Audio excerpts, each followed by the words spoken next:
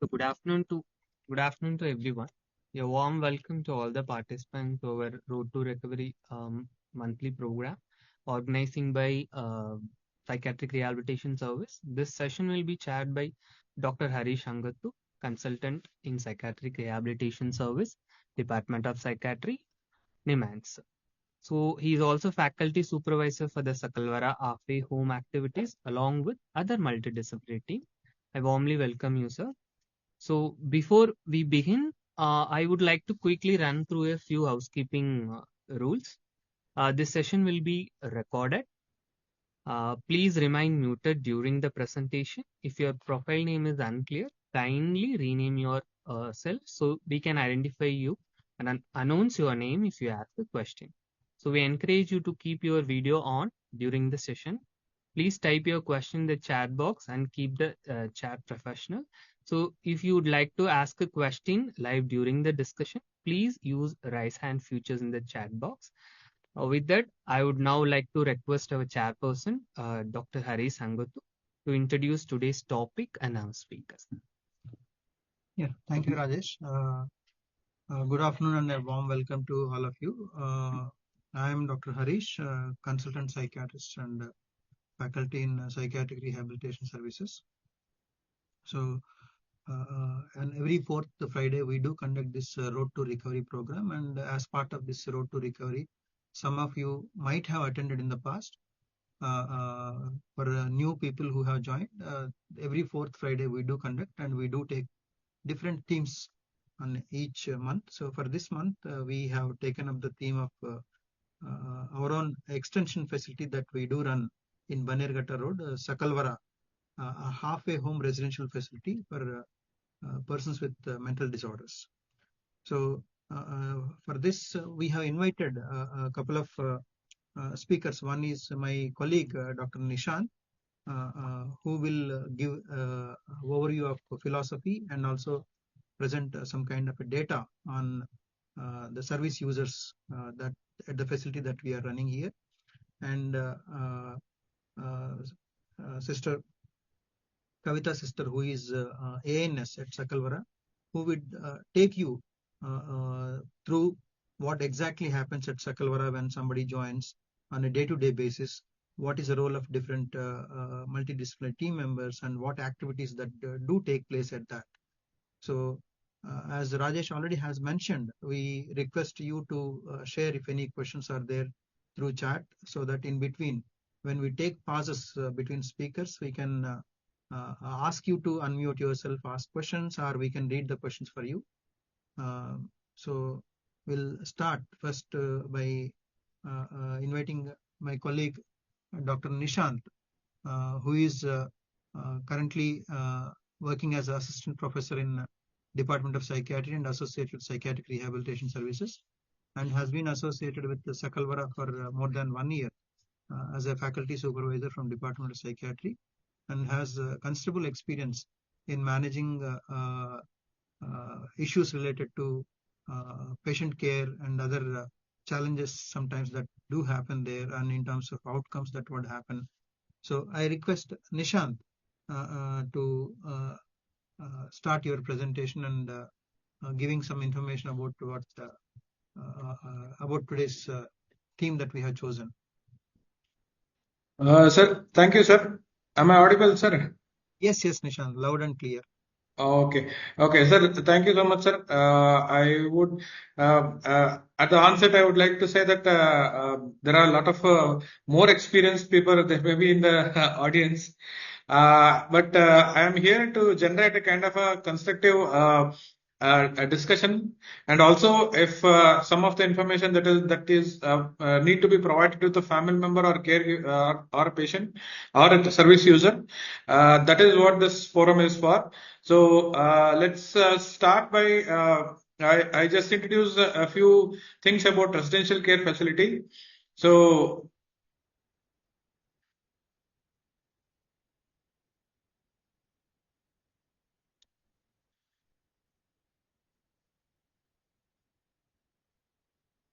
okay, so to start with, I think we are well aware about the need that is that most of the patients with severe mental illness have during the course of their illness or during the course of their treatment. So what happens is at some point they may require a kind of a setup which is less restrictive, which is rehabilitation oriented facility after the acute care facility, or whenever there is a need during the course of the illness. But the issue is that there is a lack of such facilities in India because there is a huge human resource requirement for it. It is human resource intense, and also it is financial resource intense also. So because of these two reasons and also multiple reasons, there are facilities in private sector, but government sector or like any institutes, there are less such facilities. Yes, to tell more about what is these facilities, basically these places are different from the usual acute care settings. Mainly that here the patient will be admitted voluntarily. There will not be any locked wards.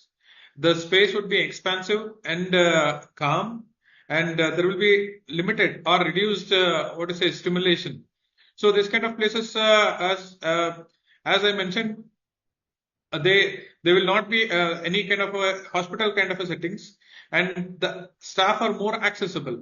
In a sense, they do everywhere the staff are accessible, but with a pace that is there in a residential care facility, with a kind of engagement that is provided by the staff, it would be more kind of a regular 24/7 accessibility of the staff to provide any assistance or to address any concerns that is there for the patients, whether it can be psychiatry related or it can be any other concerns that is expressed by the patients. What this kind of facilities provide is an opportunity for a meaningful engagement of the patients. And as I mentioned, there is a huge need for such facilities which can cater for various needs of person with mental illness. So what basically is different? Like, okay, the wards, closed wards also has 4 walls, and also if you talk about halfway homes or long stay facilities, there is also a building, there is a infrastructure, physical infrastructure. So what makes them different from the closed kind of a ward or any acute care facility is that it creates a therapeutic milieu that is necessary. Basically, therapeutic milieu is a kind of a structured, supportive, and safe environment that is provided for the people or service user, so which actually helps them to clinically and functionally improve. So these kind of environment, as I mentioned in the previous year also, the safety of the environment, it need not be only physical safety, it can be emotional safety also. And structure, as I mentioned, the structured kind of a routine, it can be less restrictive as any other places, but some kind of structure is necessary so that the person who is staying there can be in a kind of a setup where they can routine formation can be achieved because of that. And as the mental health professionals, we will be able to provide a kind of a service that is entirely different that is there in the acute care setting, mainly in the sense that we will be in touch with the patient day in and day out throughout the day. There will be a long-term engagement of the patients, relatively long-term, I would say, because in acute care setting also, patients can stay months, but it will be relatively a longer kind of engagement that is there, that is provided in this kind of essential care facilities. Nishanth, If we consider anything, sir? One participant said it is not audible. It is only for that person, or other people are able to hear or not, I don't know. I have our colleagues, Priyadarshini Bhage. Madam, can you hear? Is it audible? Yes, sir, it's audible. Yeah. Thank you.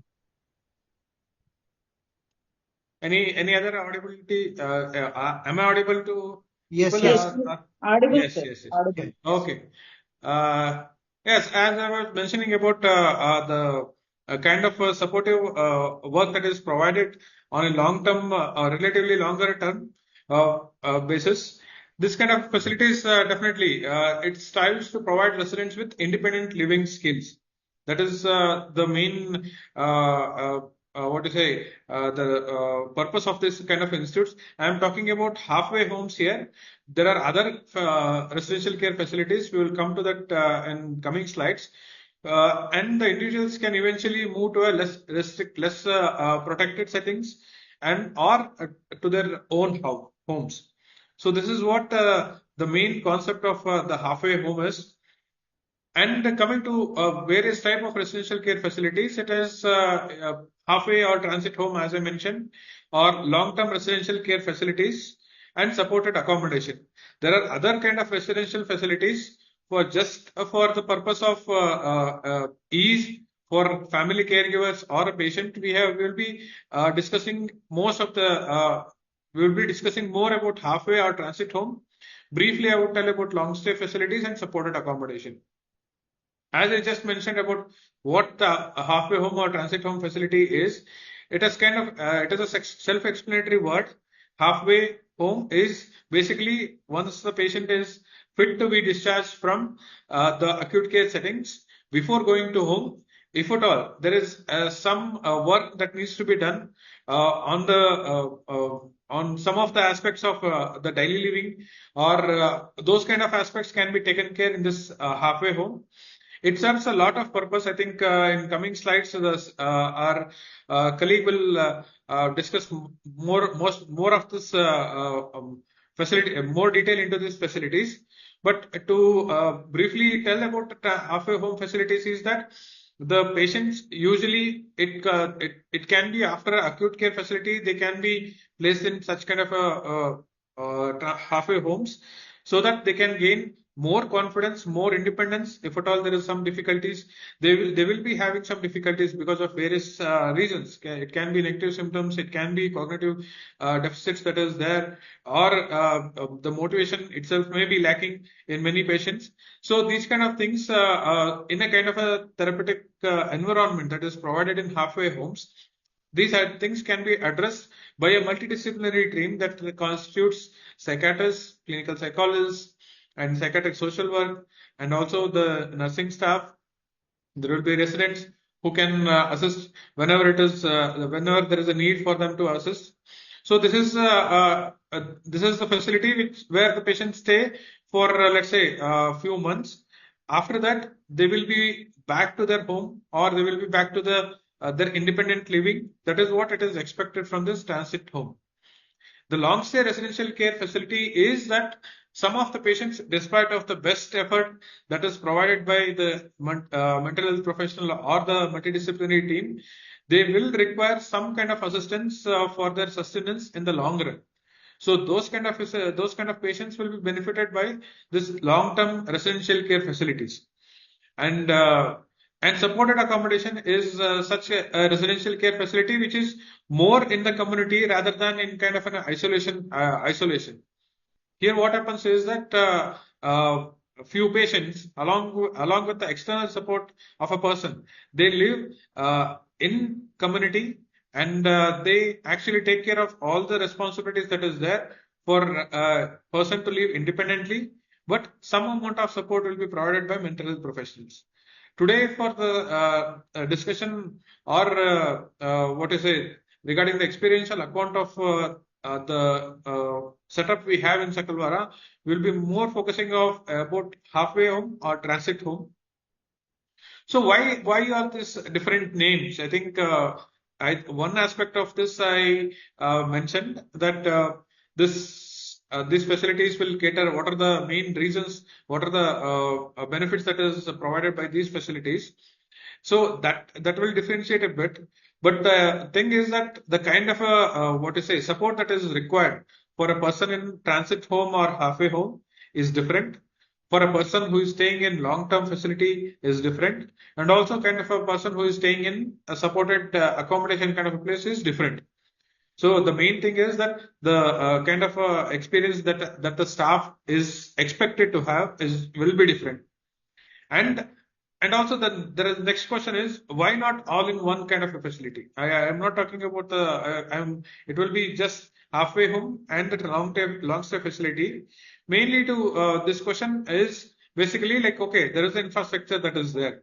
Let's take the example of our Sakalwara itself. There is a facility that is there where physical infrastructure is there. There is a human resource that is there, and also all the resources that is required for taking care of the health concerns and also about improving the function. It is there, but still some of these aspects, if you go in minute details, there will be minute variations in that wherever it is possible. I think the private entities or the NGOs, they whenever they are catering to some one what to say, a small group of the patients, they will be placing in them in a long stay facilities or a halfway home facilities. But sometimes it happens so that both a patient who is requiring some longer stay facility can stay in a kind of a setup here where the effort will be made to the whatever the extent it is possible for them to make them independent. If that effort probably if it materializes, it is well and good. Probably that those patients can actually go back. It is a kind of a what to say, it is a fluid kind of a concept, because some of the patient who at the assessment part, the impression that the clinician can get is that probably this patient with the kind of deficiency of the support that is available for this patient, or with a kind of a symptom or residual symptom that is there for the patient, sometimes we feel that okay, probably the patient may require a longer kind of a engagement or may require a continuous kind of an engagement. But it so happens that after a few months or after the consistent effort, they can, they still can actually live independently. That is what we usually expect, we usually want to do in this kind of a setups. And we are able to do some kind of difference in such patients in our setup also. So to sum up all these things, we initially talked about what is the concept and what is the kind of how to say, the environment that is being provided in a halfway home facility. In more detail about what is the process that goes on for the patients that come there, what exactly happens there, and what are the difficulties that is faced by these patients when are they staying in this kind of facility. These things will be in part will be dealt by my colleague Mrs. Kavitha ma'am, and I would like to hand over the opportunity for what to say, the moderator to introduce the next presenter, and the next presenter to continue with the presentation from here forth. Thank you, Nishanth, for just briefly summarizing about the concept of residential care facilities and how the environment in a halfway home that helps people who may no longer require hospital-based acute mental health care, and who may not also be ready to be at home, so as a kind of a transition or stepping tool. And as you already rightly said that some of audience may not have much clarity because it's still kind of a theoretical. So now I think now we will request Mrs. Kavitha to share with clear examples of one halfway home, what exactly happens there. That gives a much better in-depth understanding about how this environment helps in improving functionality for someone who may not be ready to go back home, but who may not require hospital-based care. So I request Mrs. Kavitha now to share her experiential insights into Sakalwara Halfway Home activities, as who supervises on day-to-day basis, along with other nursing staff. Her insights will help us to know more about Sakalwara Halfway Home. Over to you, Kavitha sister. Thank you. I don't know.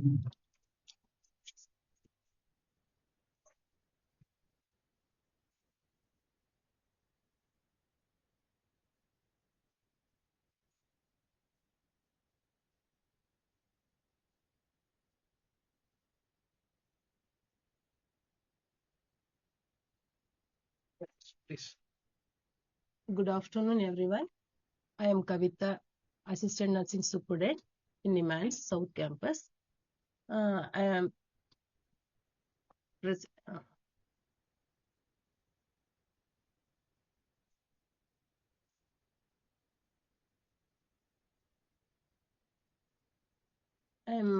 presenting with the experiential insight from the NIMHANS Sakalwara Halfway Home, Recovery and Reintegration in Service Mental Health Disorders.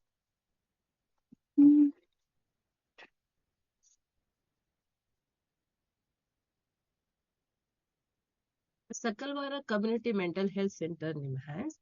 It is situated about 30 kilometers from Bangalore Majestic Bus Station and about 14 kilometers from main NIMHANS campus on Bannerghatta Road. In this Sakalwara Community Mental Health Center, Halfway Home is operational, aiming at improving the functionality and person with mental disorders. What is our core philosophy? Our core philosophy: reintegration and autonomy. Reintegration, moving beyond symptoms, reduction to restoring social role and functional independence. Autonomy, empowering residents to make choice and manage their daily lives with a decreasing support. The role of a halfway home. Provide step-down the psychiatric care where patients practice daily living skill, social interaction, and gain in independence, and supporting functional recovery gradually after stabilization and medication. How does this approach differ from the psychiatric ward setting? A psychiatric ward focuses on acute symptoms management, medical supervision, whereas a halfway home emphasize rehabilitation in home-like, natural, community-based environment that foster independence and real-world functioning. It supports psychological rehabilitation through occupational therapy, group therapy, vocational training, and family involvement, and prepare patients for community reintegration.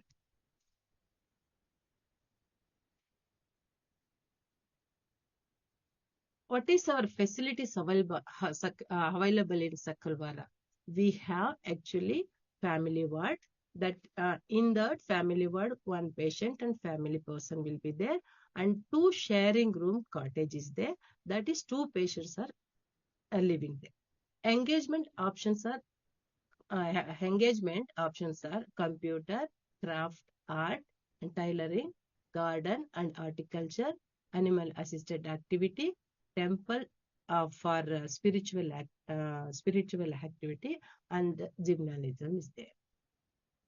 And staff structure. We have administrator officer 1. We have 24/7 numbers, 8 on shift basis. We have nursing staffs and 1 ANS. Supportive staff, permanent staff are 3 and contractual 9, including gardener. And section operators 1 person, 1 permanent, and contractor 2 person. Security staffs overall 7 members. Residential doctors 24/7, 1 person. And faculty from specialist to psychiatrist and psychology and psychiatric social worker, weekly visit and as per need. Process of admission, discharge outline.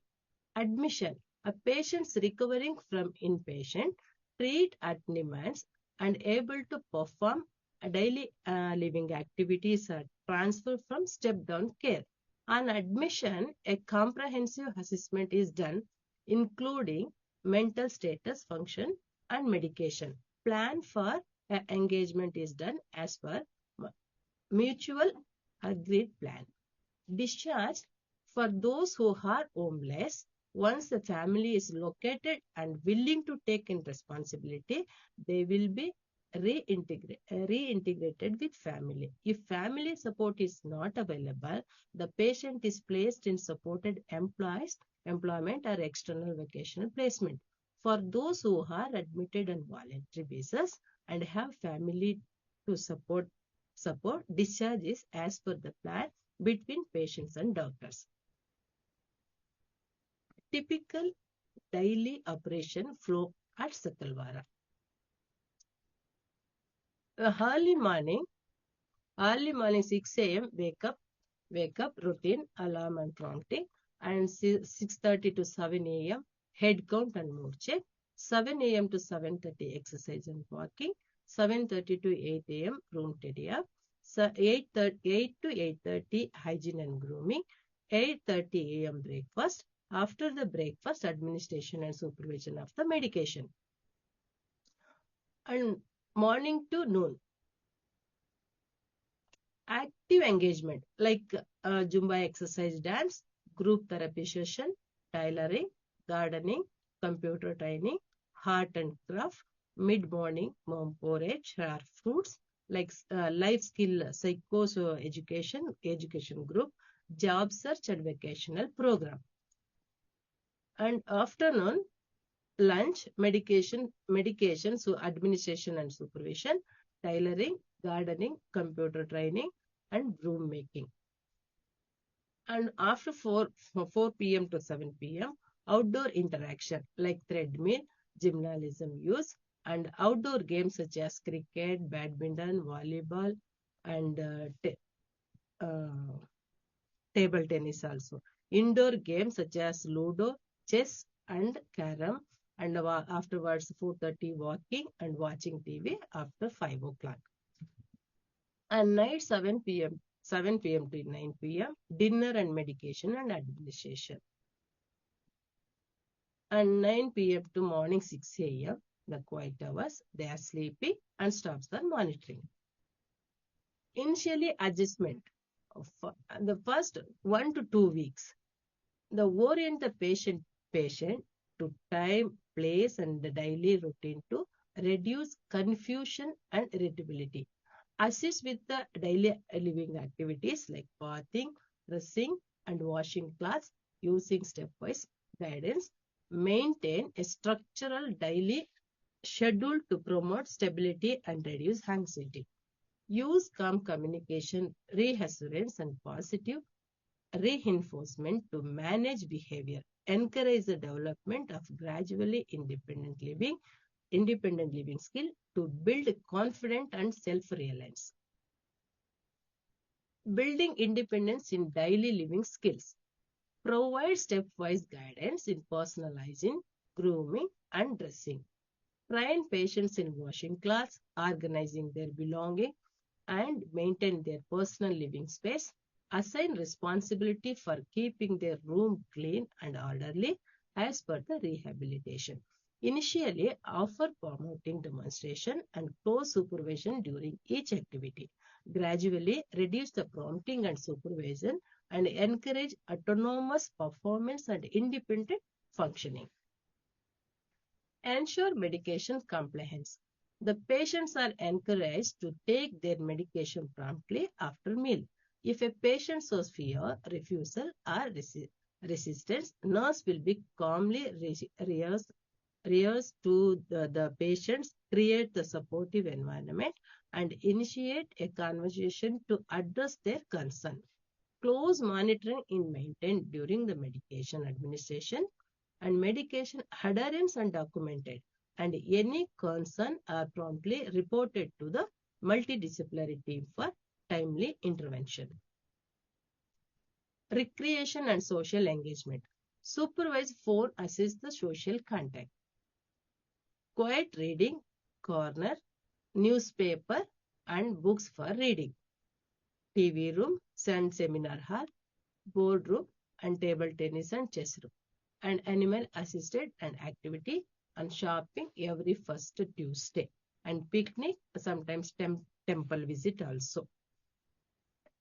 Managing health needs and emergency conditions. Coordination. Conduct regular physical health checkup, weekly assessment to monitor general health and identify emerging medical concern. Observe for medication side effect and promptly report concerning symptom to the doctor for evaluate and intervention. Coordinate with the multidisciplinary team to ensure timely refer or transfer to NIMHANS or other hospital when needed. Maintain a calm structure approach during emergency, promptly alerting medical staff and active support response. Use available emergency supplies equipment, assist appropriately and arrange ambulance service immediately when they required. Managing problem behavior. Maintain continuously observations and vigilance to identify early signs of aggression and withdraw or emergency psychotic symptoms level. Apply de-escalation technique such as calm communication, non-confrontational posture, and removal of triggering stimuli to reduce the behavior outburst. Ensure safely monitoring for both the patients and family, preventing self-harm or harm to others while maintaining a supportive environment. Nursing staff and resident doctor to stick to plan made by the treating team to visit shift patient to main campus of unmanageable. Interpersonal challenges among residents. Nurse-led strategies are implemented to maintain harmony and promote peer support. When conflicts, misunderstanding, or domains issues arise, a one-to-one interview is conducted to assess the problem. The nurse directly addressed to the patient, explain the situation, and may offer a second chance. If the behavior continues, effort are made to determine where it is a maladaptive behavior or related to clinical symptoms. If the behavior symptoms are related, the duty doctor is informed. If it is behavioral support is sought from the clinical psychology or CPT for appropriate behavior intervention, and such plans will be implemented under the supervision of faculty in charge. Coordination with stakeholder. License with local industries to facilitate supported employment opportunity for the patient. Cooperate with the NGOs and other organizations to provide support for homeless individuals. Coordinate with the nearby religious institution, arrange recreational and social activities, and engage with local panchayat representative to address the emergency services if needed. Interact with the local community to identify and assess resources available for patients. Daily care responsibility of the nurses. Monitoring medication adherence and observe for side effect. Evaluate daily functioning, including personal hygiene, nutrition, and sleep pattern. Offering emotional support and reassurance to the patient. Assess the mental status and documenting behavior and symptom changes.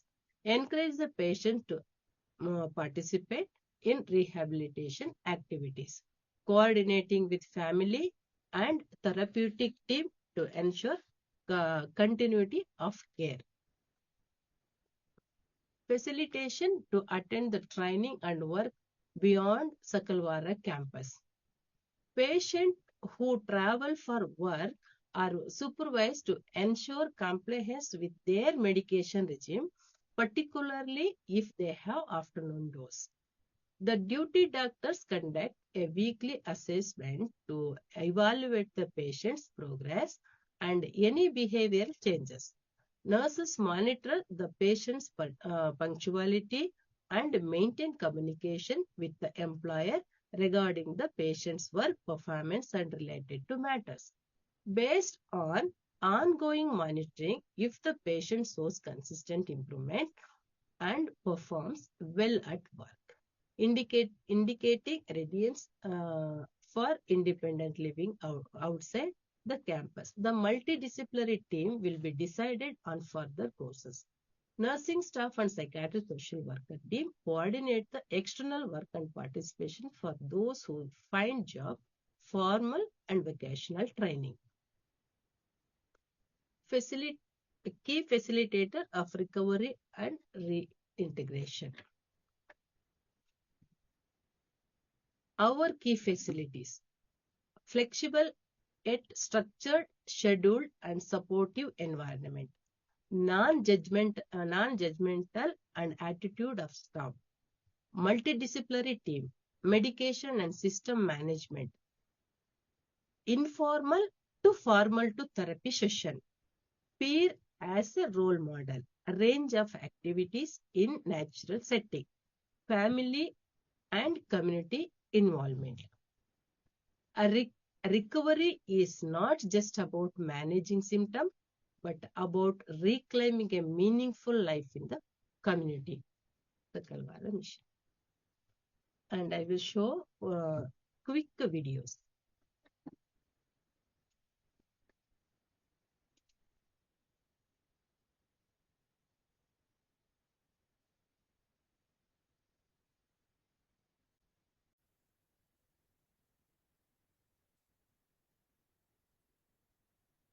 So thank you, sister, for I think taking us through journey of what happens in Sakalwara. So even people who might have not visited Sakalwara, I'm sure that they have a fairer understanding now about what exactly happens, and with those kind of a video, and we could see the kind of happiness in some people who were participating in different activities.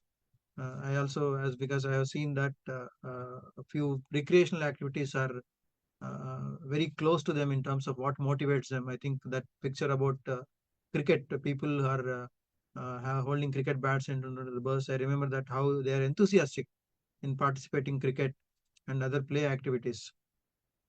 So I think sister has presented that what exactly happens at Sakalwara.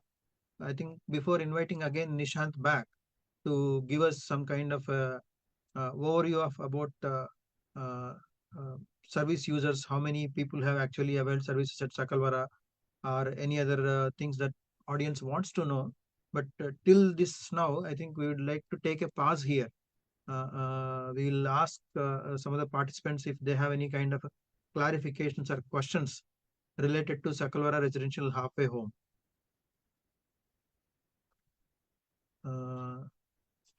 Right now, we do not see any kind of questions through chat, but if you have any, yeah, I think somebody, Mr. Anandaram, can I request you, sir, to unmute and ask the question, sir? Sir, just I wanted to know what is the criteria for admission, sir? This. Sir, yes, sir. You want me to? Yes, sir. It's okay, sister. Go ahead, sister. Yeah, please. Sir, actually, general ward patients and BPL category, we have in same thing only 5 rupees charges will be there. In paying means 50 rupees and food charges 80 rupees will be there in the general category. And family ward means 600 rupees per day and excluding food. That food you also can prepare and we will provide. And deluxe also there and 750 rupees per day. And advance in 10,000, sir. Nishanth, no, that's okay. Yeah, sir. If I may add, sir, I think your concern was about the admission criteria. I think admission criteria. Yeah. So basically, the admission criteria is that we usually assess the patient initially about what is that we can achieve from this kind of a center, and also to make sure that there should not be a possibility for harm to self or harm to others, and the symptom control that has been achieved. And if the patient is on medication, there should not be any titration that is going on with the medication. In the sense, the medication, usually what we do is gradually increase the medicines or gradually decrease the medicines. If a patient is in middle of this kind of a setup, we usually suggest them to, once they are stabilized on a constant dose of medication, then we can shift the patient. And Okay. we also screen for like the consent of the patient. If the patient is willing, and if they are not admitted involuntarily in the hospital setting, like section 89 or 90, when they are admitted under section 86, then only we'll offer them, and also we'll take into consideration of them being shifted to Sakalwara. So these are all the things that we usually look into before the admission. And also one more thing, that there should not be any incidents of, well, let's say, harm to self or others in the previous 2 months, is what we roughly, basically, we don't want a person who is still symptomatic, or who can be kind of a, what to say, trouble for other patients. We usually avoid such patients also. And also, if the patient is on ECT, it can be a logistical issue, that shifting patient back to the hospital, getting ECT regularly, which requires a weekly kind of a treatment. We usually suggest them that, okay, once the patient is stabilized post treatment, we can look into their admission into Sakalwara. Hope I have answered your question, sir. A few more things. Okay, thank you. That primarily we admit people who are fairly independent in their ADLs, who are not dependent on others for their brushing activities, and who are relatively stable on medication, and who are at not risk for harm or others in the recent past by their behavior, and also willing for admission. And usually people who are having problems in substance uses, substance like it can be any substance, then unless they are willing for change, and unless they are willing for to admit in these kind of facilities, for we will usually discuss such admissions. Okay, okay. Thank you, sir. Okay. Anybody else in the participants, sir, you have any question, clarifications before we move on to the next part, where Dr. Nishanth will add a few more insights about this Sakalwara?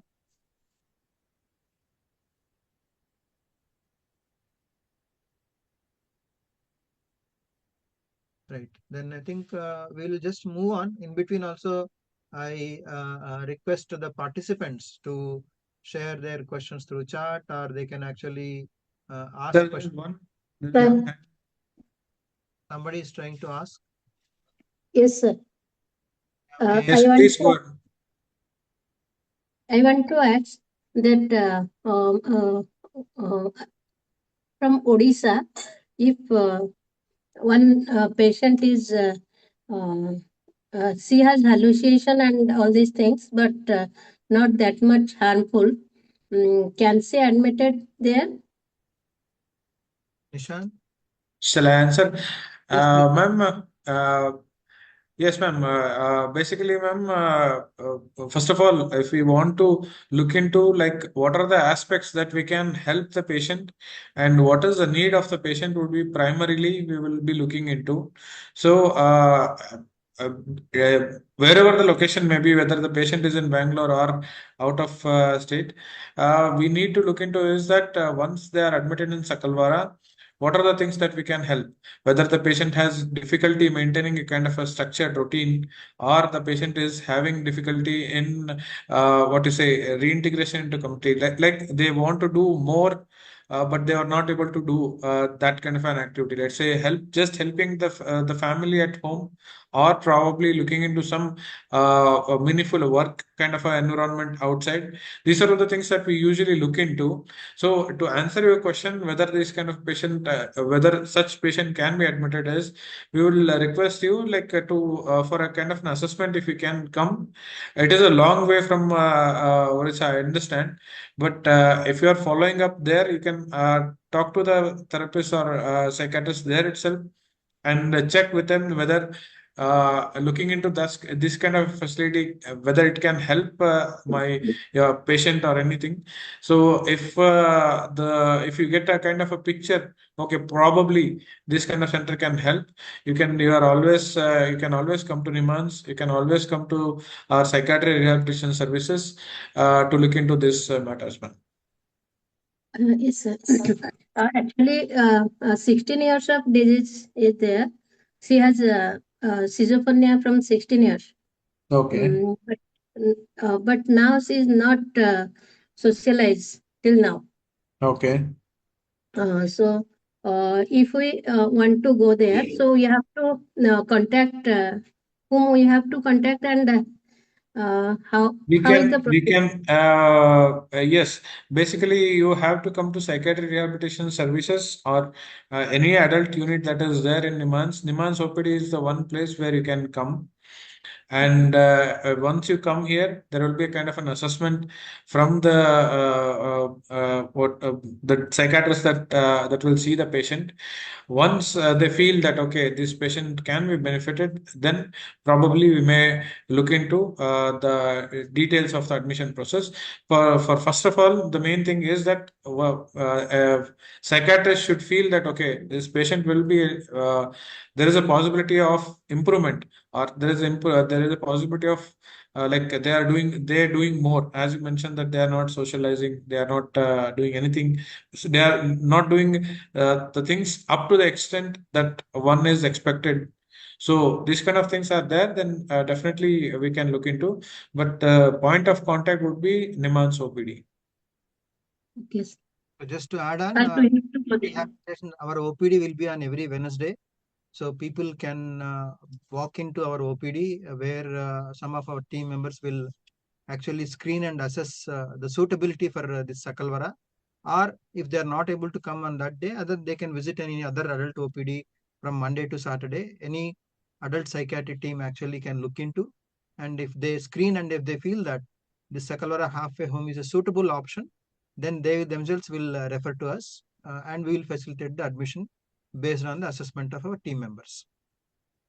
Yes, sir. Sir, can I ask one more question?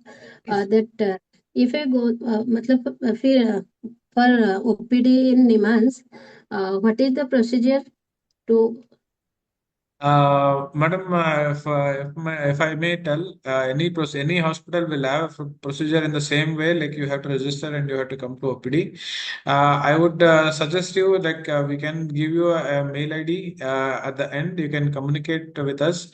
This is kind of a forum where we can discuss in detail, but we are discussing more about the people may require more information about that. That is why we are doing, and I will let the chair to decide about what needs to be done. We will share the email ID in this chat, madam. You can actually write so that we can respond to your specific needs. Okay, sir. Thank you. Yeah. So, if there are no further questions, I think I'll request again Dr. Nishanth to come back and to share some more insights about data about Sakalwara Halfway Home and a few more things that adds information about Sakalwara. So, thank you so much, Kavitha Sisterji, for your wonderful presentation, Sisterji. You elaborated on many aspects that happens in Sakalwara, and it was if a person who has not visited Sakalwara, it would be a very good information for them. Thank you. So, after sister has mentioned about all these things that is available, the facilities available, how it works and all, let's come to the statistics. Like it has been 3 years since this kind of a facility, rehabilitation facility that has been started in Sakalwara. So till now, it's around 130 admission have been done, and among them 110 discharges have been done. And usually what happens is that the outcome can vary. Usually what some patients can be discharged back to the family. Some patients may not they may be abandoned, or they may not have a family member, or they may not know exactly the whereabouts of the family member. So there is always an effort to trace the family member and reunify this kind of patient caregivers, patients with their family. And the other outcome that usually we look into is job placement. The kind of a training that is provided in Sakalwara, it kind of provides them what to say a work habit, in the sense they have to get up early in the morning. They have to stick to the routine that is there in Sakalwara till the evening, and later on they have to take care of themselves, take care of the necessities that is required to live independently. So this kind of a work habit that is usually formed in Sakalwara helps the patient to actually look for a competitive job outside the boundaries of Sakalwara, which many people have. We have tried to place them around 33 patients. We have placed them in this kind of an what is a job opportunities, and there were few people who we thought that probably they may require a longer kind of a stay in a facility. They may not be able to stay independently. Despite of our best effort, probably with that conclusion, we have placed them in other organization which usually provides this kind of a long-term facilities. Two such patients have been placed in this kind of an organization, and of course, sometimes what happens is that the patient may require kind of acute care settings because of various reasons, whether it may be because of psychiatric symptom exacerbation or because of physical health concerns. There are many things that can happen. So such patients are transferred back to the pavilion, and 21 patients till now we have transferred back to the pavilion. So, if we consider that this number over a period of 3 years, this number will be a very small number in any acute care kind of a setting. But for a center, for a halfway home or a residential care facility, this is a reasonably good kind of a number, because the kind of man hours spent on each patient is always a lot. In the sense, a person who is there, probably a person from mental health, the team that is there, some person may be teaching them social skill training. Some people may be teaching them life skills. Some people may be teaching them how to use mobile phone responsibly, like technology, how to utilize it responsibly.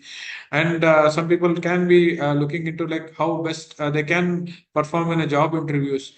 So overall, the kind of work or the kind of effort that goes, it takes a lot of time from the service user itself, the time of the patient, and the time of the therapist. So in the sense, this is what the overall statistics of the Sakalwara looks like.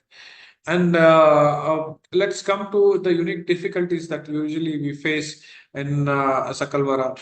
The first and foremost thing is that they usually they would have received the extensive treatment that is usually provided in NIMHANS, whether it is acute care symptom control, or whether it is a therapy for let's say the cognitive deficits that they have, or any kind of a family kind of intervention that is required, family therapy that is required. And also, if at all there is an effort that has already been put in to make them functional, to kind of structure their routine. These are all the efforts that probably most of them would have already been done at NIMHANS. Such patient will be there in Sakalwara. As I said, they will always be like they will be ready to get discharged, but they will be having some difficulties going back to the home. That is the kind of the service user that or patients that we usually get in Sakalwara. There will always be a difficulty to integrate them back to the community. It can be because of personality of the patient. The personality itself can be kind of a deterrent for them to actually what to say engage meaningfully in any activities, or kind of build a rapport with another person.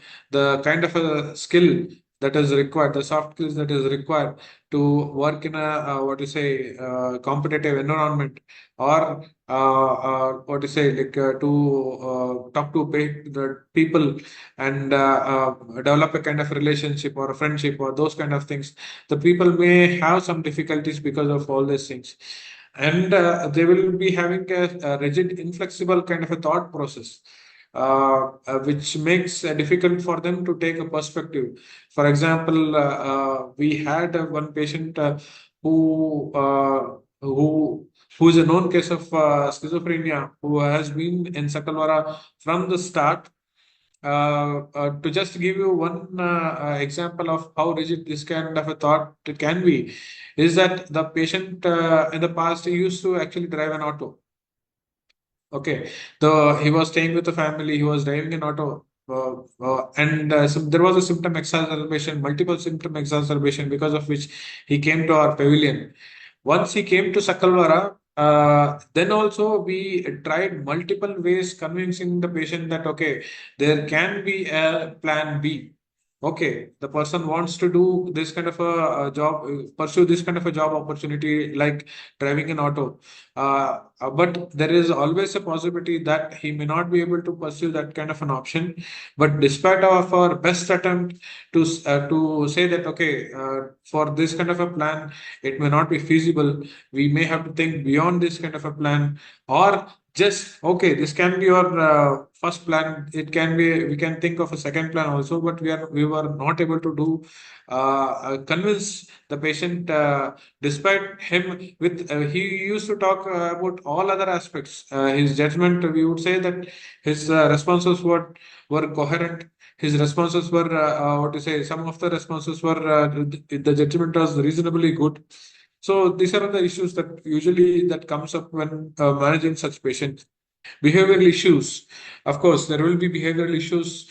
There will be interpersonal issues, as sister mentioned, that the patients having difficulty, or patient not having that kind of exposure in communicating with other people. They usually will have interpersonal issues whenever in such such kind of a halfway home facility.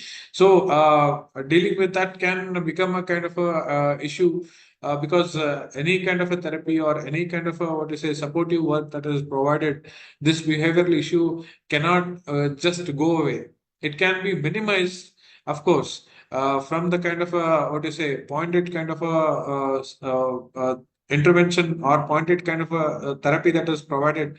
Let's say, okay, if such kind of a behavior is happening with some particular patient, as the sister mentioned, to see to that this kind of a trigger doesn't happen in the first place. Okay. The second thing is we need to teach them, whenever there is this kind of an anger outburst, or whenever there is this kind of a issue with other patient, how to deal it in a constructive way, rather than taking a dysfunctional what to say, option of having some IPR issue with that kind of a patient. So these are all the difficulties that usually that are present, that we come across in such facilities.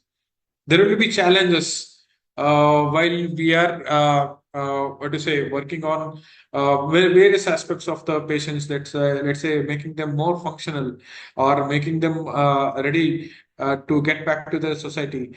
What happens is that despite of all our efforts, despite of the kind of a discharge plan that we actually make, taking into all the consideration, okay, the patient is currently reasonably controlled well on medications, how the patient will continue the medication, or how the patient will ensure that he will come, or he or she will come to follow up regularly, or how the patient will be able to find a place to stay or earn a living.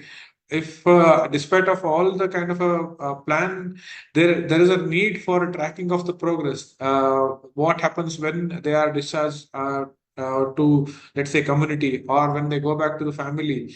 We need to be in a constant touch with the patient, so that if at all there is any kind of problems arises during the course in the stay in the community or with the family, we can identify it as early as possible, and intervention can be provided. That is one.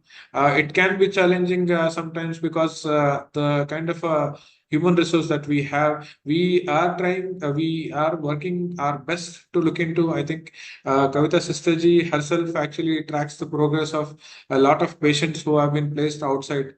Our JC, that is Mr. Rajesh, is also a social worker who has been working in Sakalwara, who has been contributing exclusively in the efforts of Sakalwara. He is also tracking the progress as a case manager of many of the patients.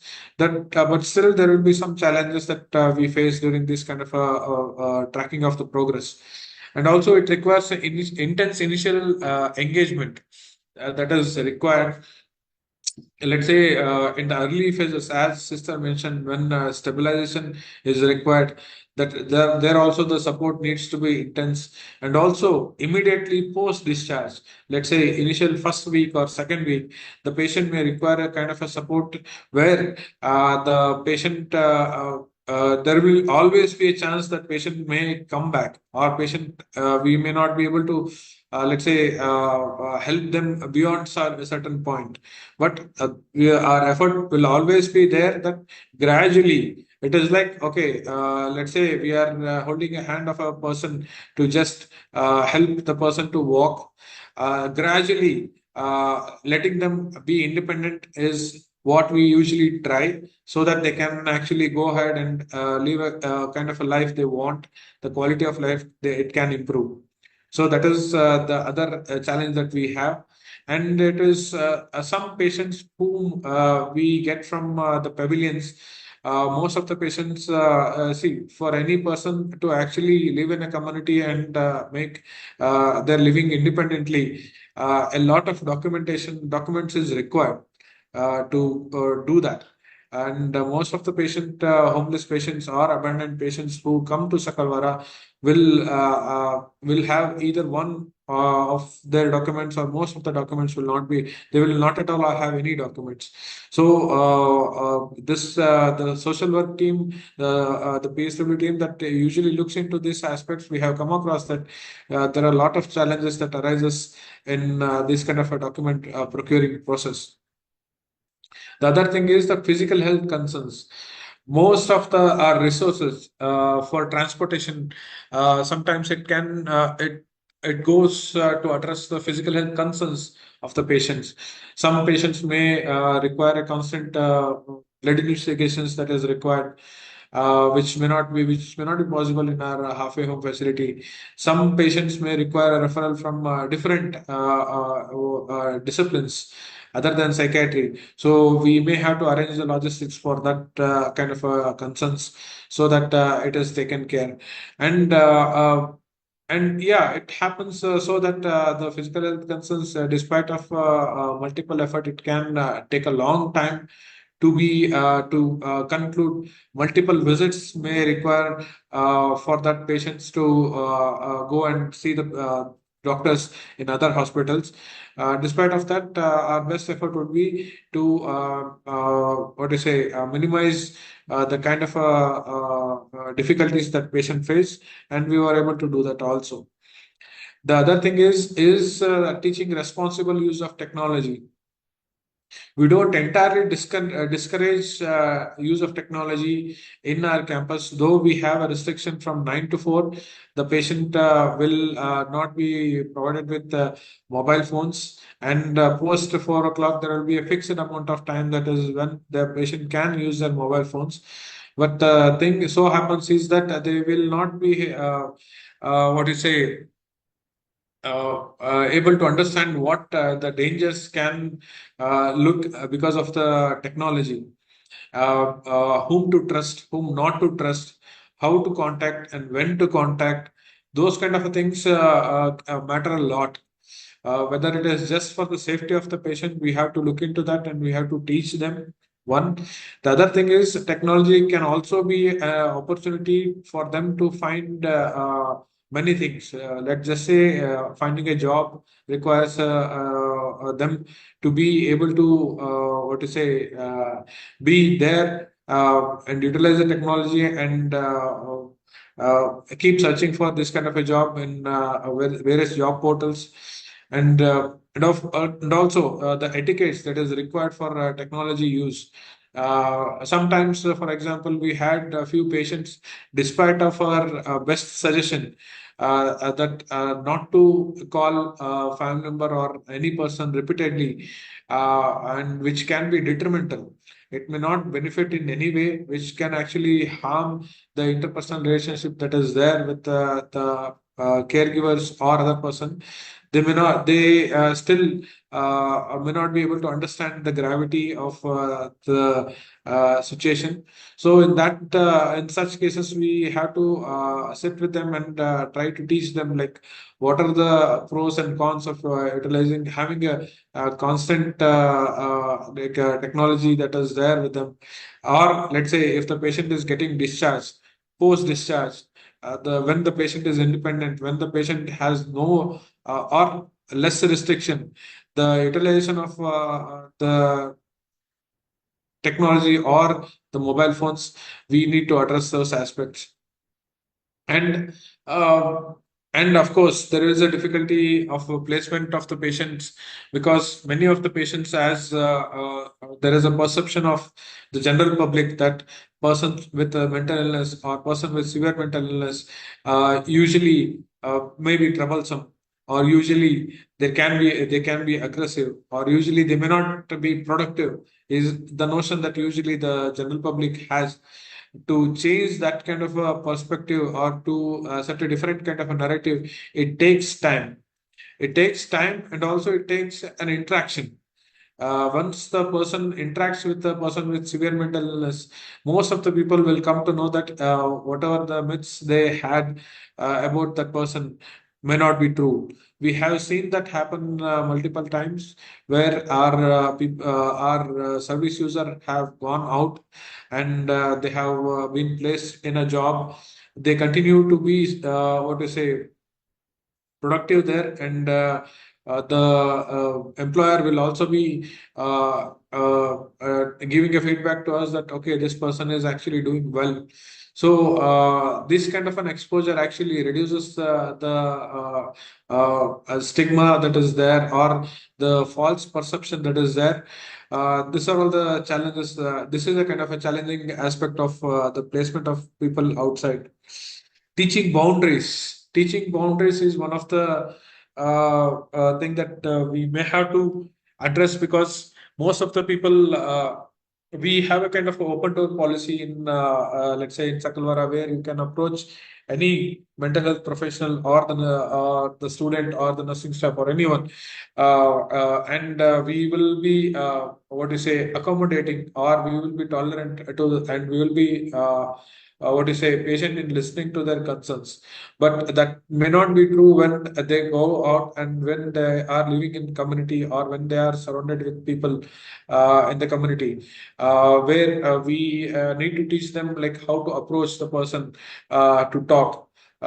We had one of such patient who had difficulty in this kind of interaction, though he was a patient with bipolar affective disorder, and between symptoms, the person was reasonably doing well, but the person lacked the kind of a social skill that is there. Either whenever there is an interview that he faces, there will be some difficulties where he may talk excessively, or he would ask a lot of questions to the interviewer itself. These kind of things that happens. So for such kind of patients, we usually sit with them and we teach them how to start a conversation, greet them first, and also check whether it is okay to talk. Getting a permission from them to actually speak. That makes a kind of interaction easier for them, rather than going directly to just to the point. Okay, I have this concern, or I want these things. So how to initiate a conversation, how to maintain a conversation, or how to end a conversation whenever they are leaving that person. The other boundary is a physical boundary. Some people may not have that kind of a inclination to provide space to other people. They may invade the personal space of a person, or they may physically it may not be intentional. It can be, it may not be with any malicious intent also, but some people may have this kind of issues. So we may have to teach the boundaries, how it should be, whether you're talking to any person, or how it should be, whether you're talking to opposite gender, how it needs to be. We should be aware about the boundaries that is there. These are all the things help a lot for patient who go out, let's say, go back to the community or go back to work. These kind of things that we teach would take a what to say very significant. This kind of learnings will be very significant for them to maintain kind of a what to say the relation that is required for them outside. So these are all the things that the challenges that we usually face during the stay of the patients in Sakalwara.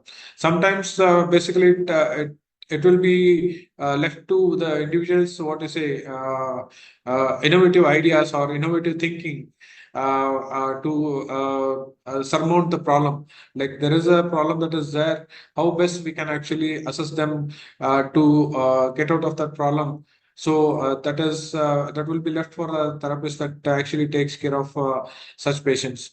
So in conclusion, if I may add a few things, I would say that yeah, facilities like Sakalwara are need of the hour, where the patients can actually stay and patient can be benefited, and we can work on their functioning, and also we can work along with the patient and the family member to make a kind of what to say feasible plan for them to go ahead and stay in the community.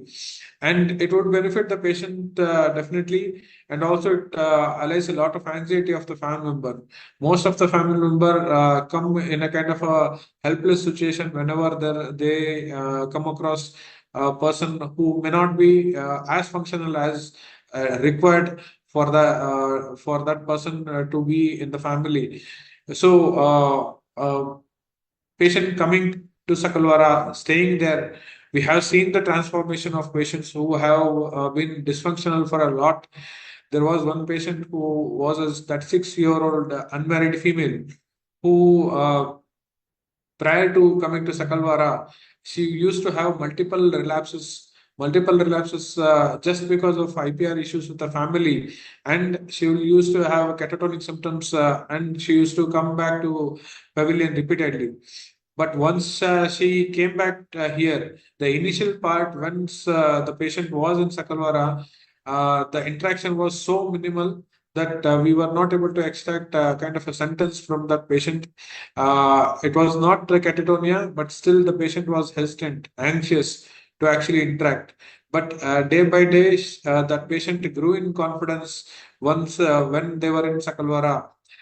Because of the kind of a schedule that has, because of the kind of interaction, because of the kind of a supportive environment that is there in Sakalwara, that helped the patient a lot. Post discharge, I think now it has been 8 or 9 months. This is the longest that a family says that this person has been maintaining this kind of functioning at home. The person actually takes care of most of the responsibilities at home. Of course, there will be some what to say behavioral issues here and there, some anger outbursts, some kind of difficulties. But we may have to psychoeducate both the family member and also the patient that negative expressed emotion or criticizing or critically telling things to the patient may not work. It is always better to ignore few of the things. So this kind of a supported approach that we provide makes a lot of difference to the family members. It actually reduces the burden of the family member and the burnout of the family member. And this kind of a setup should not be an isolated setup. Of course, here in NIMHANS, we have a center, we have a facility that is there. But this kind of a facility should be integral part of the mental health system that is there in India. It may not be, it is not so easy as I said, it can be a lot difficult because of various reasons. There may not be infrastructure, there may not be funding difficulties. But wherever there is a possibility that there is a chance that this kind of a halfway home facility can be set up, it should be there so that a person with any mental health conditions or particularly with a severe mental illness, this patient can be helped in real time, getting back to their on their feet and being functional. And affordability is one of the biggest concerns that is there for such facilities. These kind of facilities outside can be, it can be just, what to say, unaffordable for a person from, what to say, middle class or, let's say, low socioeconomic status kind of patients. So whenever this kind of a model we are, if at all we are looking into in our country, we may have to take into account the affordability of the people, the service users, and make sure that these kind of things will be taken care by the state most of the time. And of course, advocacy is required because whenever there is a what to say need that is there, then only the system will actually what to say start doing things for that kind of a need. So we need to what to say appraise people or bureaucrats or the people who are in a state of decision making to understand the need for such a facility so that it is not just the symptom control or it is not just the number of patients who have been able to provide an acute care. It is the kind of a quality of life, the improvement of quality of life that needs to be looked into, and also improvement of functioning of this patients that needs to be looked into. So this kind of advocacy can definitely make a difference. So with this, I would leave a testimonial of one of the patients. We did use this testimonial was provided by the patient who actually had a very tough 6 or 7 years before coming to Sakalwara, where the person was facing difficulties on multiple front, whether it is with the family or issues the family, or whether holding on to a job or having a kind of a meaningful engagement with any of the people. She had these difficulties, but once she came to Sakalwara, she worked a lot on many aspects of her life. Now she is independently living outside, and she requires a kind of a support from us. But still, she's able to work in a place where she's earning very good salary. This is what the patient has to say about Sakalwara. So I will stop now. Thank you for the opportunity provided by Dr. Hareesh sir for me to present a few things that with my limited experience that I can present. I'm sure there are a lot of people who have more experience. But thanks again, sir. I would conclude my presentation.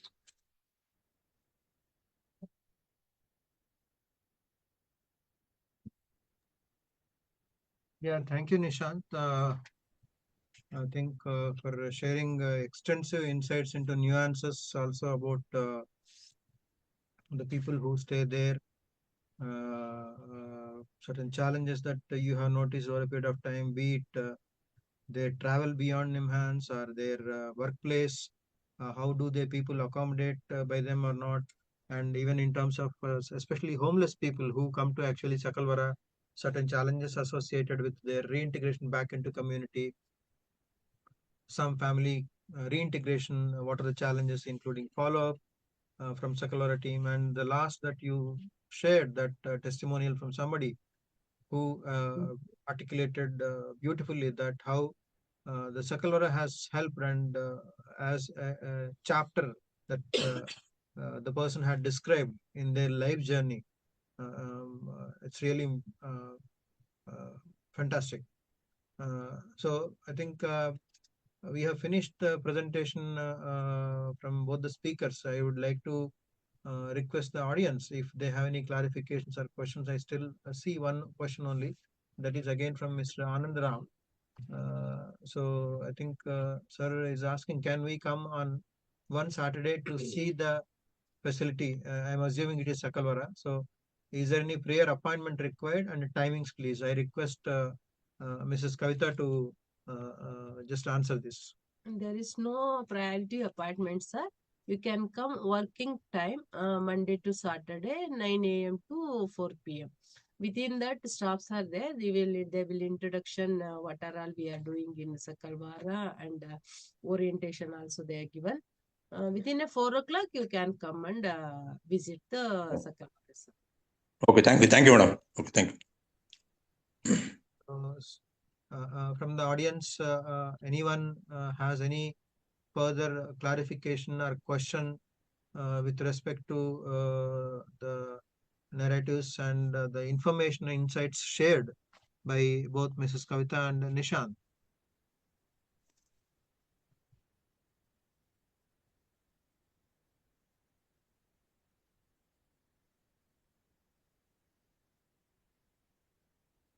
Right. No one, right? Yeah. Yeah. So just to add on, I think already I think Mrs. Kavitha has Mrs. Kavitha informed that the charges are different for below poverty line card holder and who do not have a BPL card at this facility. BPL should be either from Karnataka state government, or if they belong from other state, their BPL recognition should happen in the main NIMHANS hospital by the concerned hospital authorities. So once they say that this patient belongs to a BPL, then only they will be eligible for the subsidized charges. Otherwise, the charges will be as prescribed for non-BPL category. And often people stay in this transitional care facility few months compared to what we see in acute psychiatry wards, where they may stay for a few weeks.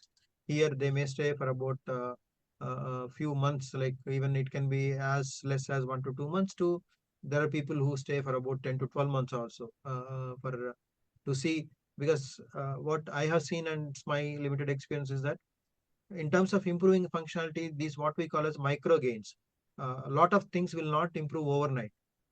That happens slowly, and when we look at longitudinally in a few months, we will see significant amounts of gains. Yeah, I also would request Mr. Rajesh, my junior colleague from PSW department, who has been attending this Sakalwara for more than a year, who has been closely associated, also to share his little some experiential insights about what he has seen. Particularly, I would like to request him about there are some people who expressed interest to go work beyond Sakalwara, and their team actually has facilitated in terms of finding some kind of nearby opportunities, and they do liaise with employers outside who would be willing to give some kind of opportunities.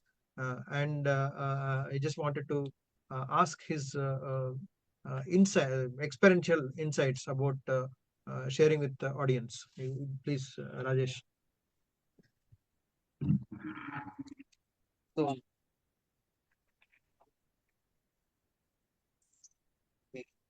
I, so the rehabilitation is new for me actually. So before and all, I worked in acute psychiatry only, but where I started working in Sakalwara, so where we are able to find like what what is important for these peoples, especially for their independent living, especially for their long term what occasional or accommodation, whatever it is. So in this case, so we'll get a I'll get a insight about um, how to rehabilitate those peoples, especially in everyone is unique, so we can't approach the same way for every patient. So each and every patients, we are approaching a different kinds of methods and especially in Sakalwara setup, we are mostly use strength-based approach. So we used to find their skills. So whatever skills they have, so based on that we will plan. For example, if the person is having a very good knowledge in computer or tailoring and all, so we will assess till whether he's having a basic level of understanding or moderate or advanced level. So once we assess, once we understand about the patient's skill or strength, then we will find the opportunities for the patients. So nearby we have a few industries there. We have a good uh, a relationship. So where we can approach also. Few of our patients also placed over there, and also like for example, we have few patients who are very good at gardening on the agricultural things. So since Sakalwara is a village, so we will assess the local resource. So where we can get those kind of uh, jobs, whether they will whether they'll have a awareness to provide those jobs and all. We will ensure we will assess, then we will talk to them, we will sensitize those things, then we will get opportunities for our patients. So Sakalwara is a transitional home. uh, it's not only transition home, it is a it's a bridge for a it's a kind of bridge for our patients to go into one place to the other place. The other place is for their development or for their betterment. So thank you. Thank you, Rajesh. I think since there are no other further questions, so I think we can share our email ID that NIMHANS Rehab. People who may have any questions, like somebody who has asked about coming from different state, I think Assam or somebody, they can actually be in touch. We will provide the necessary information that might aid them. Now, coming back to today's thing, for winding up, before winding up, I just wanted to thank my team members, especially Rajesh, who has helped, and one other junior doctor, I think, unable to join, Dr. Marlene, who prepared the flyer and the presentation slides that you have seen, along with the nursing staff, Mrs. Kavitha, Dr. Nishanth, who readily agreed quickly for sharing his experiential insights, and those many people who are not there in this presentation, because the work that gets carried out in Sakalwara is a lot of teamwork. Though Mrs. Kavitha represents the nursing staff, there are many other people who do the work along with her on a day-to-day basis. So a lot of people who are unable to hear, but I just wanted to convey on this platform, thanks for them. And continuous learning that happens for us when we interact, people who share their testimonials, like what Nishanth has shared. There are some people who find jobs and move on. There are also some people who may not find any job because they come to terms with what are their limitations, and they may not be interested in kind of any job or those kind of things. They want to just continue their life with some kind of content, with what are the limitations. It need not be money earning, but they do want to have some kind of meaningful engagement throughout the life. So a lot of learnings that do happens to us also when we associate ourselves with these with this place. So I think Rajesh is sharing that. 1 second. Hareesh, two. Yeah, very soon this today's session also will be recorded session, will be uploaded in YouTube, our PRS YouTube channel. People can actually also look at this again if they want to hear or listen to anything that has been discussed today. Thank you one and all for spending your time with us to know about this thing. Thank you. So we'll wind up. Thank you, Nishanth. Thank you, sir. Thank you, sir. Yes, sir. Thank you, sir.